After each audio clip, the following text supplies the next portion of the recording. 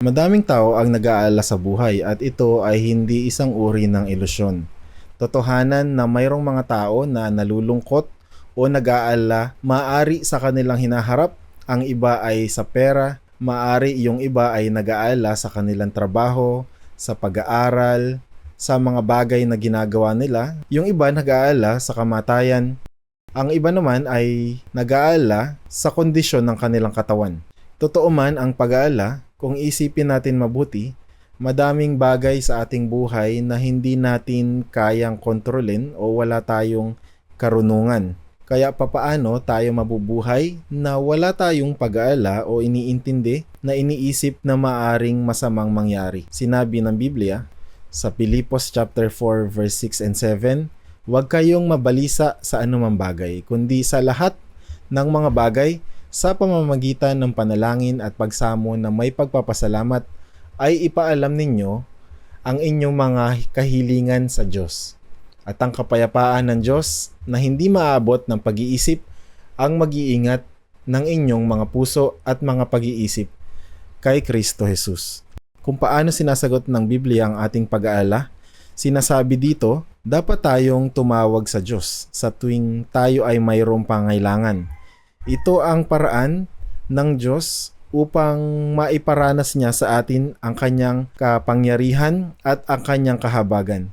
Ang Diyos ang nagkakaloob ng buhay at siya din ang may hawak ng buhay. Kung magkakaroon tayo ng pag-aalala, iniisip natin na parang walang Diyos.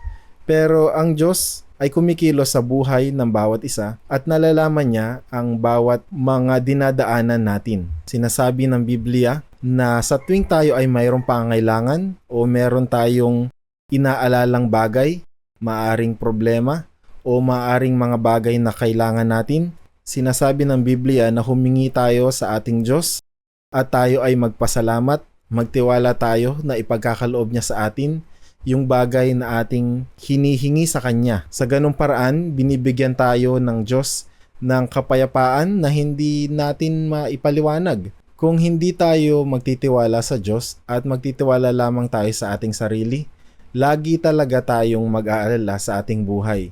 Pero kung alam natin na mayroong Diyos na may kontrol sa lahat ng bagay, siya ang nakakaalam ng mga pangyayari sa ating buhay, siya ang nagbibigay ng ating buhay at kalakasan, magkakaroon tayo ng kapayapaan sa ating sarili kung ititiwala natin yung ating mga dinadaan ng problema at paghihirap sa Kanya. Tinuturuan tayo ng Diyos na dumepende sa Kanyang kapangyarihan at sa Kanyang karunungan.